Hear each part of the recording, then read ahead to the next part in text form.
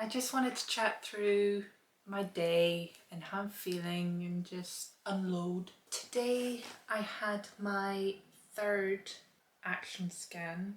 This was my third one because as of so far my follicles, I've got loads, but none of them were really getting to the kind of stage that the nurses in the fertility ward were looking for, and that's roughly about 18. And my first scan I was sitting at 13, I think, was my highest, some 11s and 10s, and then little small ones. So they asked me back again to have another scan done while still taking my ovary stimulation injections. At that scan I had follicles of, I think my biggest one was 15 or 16, but again there was lots of them but just not the right size, and I was upset at the appointment, hoping to be one of these patients that only has to do this scan twice and there we go, amazing follicles. But actually the nurses reassured me that this is actually what we're looking for in an ideal patient. They don't want things to be stimulated too fast. And then 2 days later, which is today, my third scan, they're taking down the measurements of my follicles and we've got 13s, 14s, 15s, got a couple 16s, and then we've got some 18s, 19s. I think 19 was our biggest one, and then lots of slightly smaller ones after that as well. But what they counted was 24 follicles in my right ovary and just ever so slightly less than that for my left ovary. I'm happy because I've got my little target of reaching 18. But the nurse just turns to me and says, "How are you feeling?" "Oh, just the usual." But what do I know? What is usual?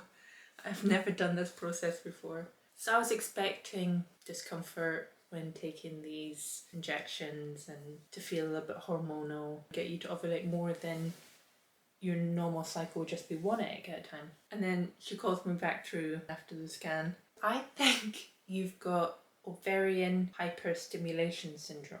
And I have done a little bit of research into IVF before we started. I know a little bit about what that is, and it's not great. After being like, yay, I reached my target of size 80mm follicles, that's amazing, look at us, we're doing great. Then brought back down to earth and being like, actually, you've gone too far.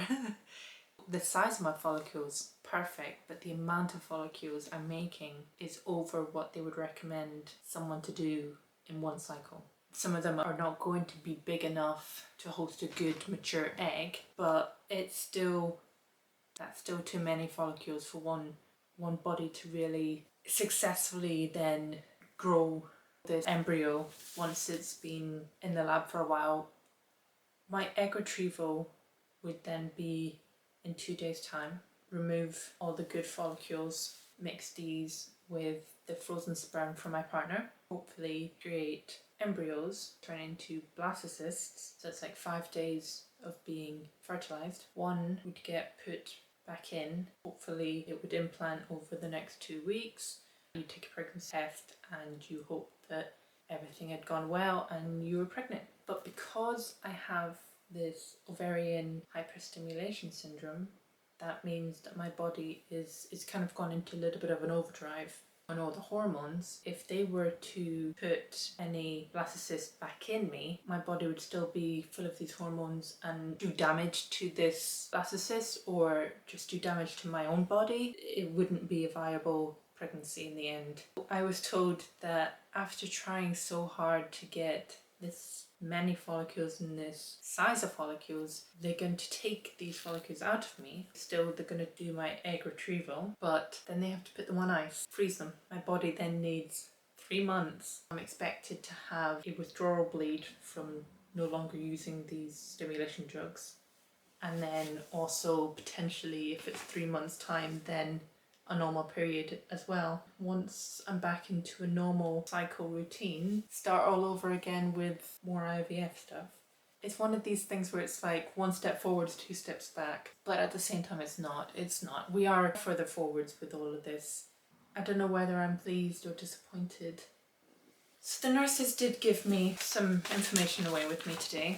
What is ovarian hyperstimulation syndrome? Complication of IVF treatment following the hormone stimulation of the ovaries. It can occur immediately after or into early pregnancy, where the ovaries have become enlarged. Fluid tends to leak out of these, collect into your pelvis and abdomen, sometimes in severe cases into your chest. It can also thicken your blood and cause you to be at higher risk of blood clots. It's common to occur in 8 to 23% of cycles. Moderate affects 1 to 7 cycles, and severe is just very rare. Fatal. So a bit scary, but I don't have severe. Probably just got mild. Symptoms are I had some abdominal bloating, discomfort, pain, some cramping, a bit of nausea. I didn't know what symptoms to expect from these drugs anyway. I assumed all my symptoms were normal. What she advised, you can't reverse it really, but what she advised was just keep yourself really hydrated, because once I've taken my trigger drug, which I'll get into, it's going to make my symptoms worse. I'm trying to drink as much water as I can so that I don't go into dehydration and end up hospitalised. I'm glad she gave me this information because I've read through it. Normally, ovaries respond well to these stimulations. However, it is possible that not every patient will respond exactly how they imagined. Some will over-respond. This is when you would get hyperstimulation syndrome. How do you recognise it? Sometimes I'm recognising it during somebody's first action scan. It's immediate. It's right, we need to stop you taking these drugs and just slow things down a little bit. But in my case, it wasn't until I was having my third scan. You want bigger sizes of follicles, we don't want too many. So yeah, it's difficult. I'm not going to get to do a fresh egg transfer. It's not going to be 5 days later I go back into hospital, put everything back in and we hope for the best. And then originally it was looking like in 3 weeks' time I could potentially take a pregnancy test and find a positive result. That won't be happening anymore. I'll have to go through a frozen cycle to let my body calm down, which means 2 days' time I get my egg retrieval, and then this whole 3 months of getting my body back to normal to then put my body back into the right state for implantation when they do eventually put back one of the embryos. It's not something we went over today because she was like, I don't want to bombard you with information that is 3 months in the future. I'd rather just tell you everything you need to know about your egg retrieval in 2 days' time. Once that's happened, you can come back for checkups to make sure that you're not still suffering with overstimulation syndrome. At that point, we can maybe discuss what's next. It's good news and it's not good news. It's very mixed feelings. I'm just telling you guys because you don't know what symptoms are normal for taking your stimulation injections and then what symptoms are being overstimulated. Keep checking on yourself. With any drug, you're going to have some sort of side effects. It is very natural, but don't write off every side effect as just, oh, well, it must be normal because I'm taking these drugs. Be more severe than you realise. Chat away to your nurses when they're doing checks on you, because I made that mistake. They asked me, how are your symptoms going? I'm totally fine, don't worry, because I just assumed that the symptoms I was getting were normal. Do let the nurses know what your symptoms are, because they are the best people to chat through. In regards to my egg retrieval, is in 2 days' time. I was given some information about sedation. It is a small operation, so they need to make sure that you are fully numb and don't really remember what happens because it's kind of sore sounding. They pretty much put a long needle probe up into your uterus, out the side of your uterus wall, through all your tissue, and then into your ovaries themselves, and extract these follicles that you've been making, and then go out the other side of your uterus wall and take those follicles out. I think the procedure itself is only say half an hour long. They put you into a recovery room, put a tampon up there for any bleeding. Eventually, once you've recovered enough, they give you tea and toast before you're allowed to be taken home. You're not allowed to drive yourself there and yourself back. you have to have an escort with you because you have been under the sedation drugs. It's not advisable at all to be operating heavy machinery, which includes driving. I've got my partner to take the day off and drive me in, sit with me in recovery, and then take me home, look after me for the rest of the day. Do you need to have somebody with you at home for the rest of the day, including the night as well, just in case you have some sort of delayed reaction to the anaesthetic or the sedation, or any sudden bleeds or anything's not healing quite as well as they were hoping? It makes sense. I'm to take my stimulation drug this evening at 9 p.m. because that will be 36 hours before my actual operation. At 12 midnight tomorrow, I have to start my fasting the night before. Now, I don't really tend to eat breakfast normally in the morning, so that won't be so much of a problem. But I do enjoy a tea or coffee or some sort of hot beverage in the morning as my breakfast, so I won't be having that. I'm hoping that my partner will, once the procedure's all over, swing by Costa or Starbucks or any good coffee shop and get me something to drink. It's not the caffeine really, because during this process I've switched to decaf, but I just like the taste of coffee. Anyway, at 6 a.m. on the day of my egg retrieval, I need to take 2 paracetamol, drive from here to Dundee, which will take about an hour 15 or something like that.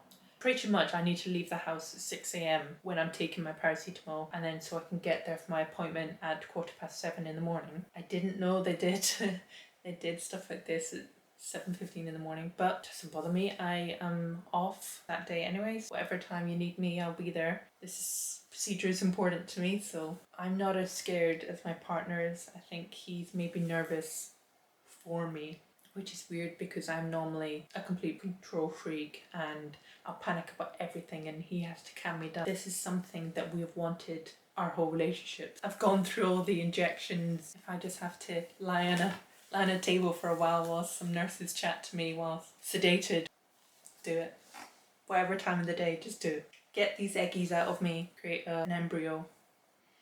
Crazy. When you think about trying for a family and getting pregnant with the person you love, nobody ever plans it to be through IVF, through science and needles. I'm happy with the journey that we've had. I think this is exactly where I'm supposed to be, what I'm supposed to be doing with the person I'm supposed to be doing it with. I love him so much that I would do anything, but it wasn't on the cards originally. It wasn't what I thought.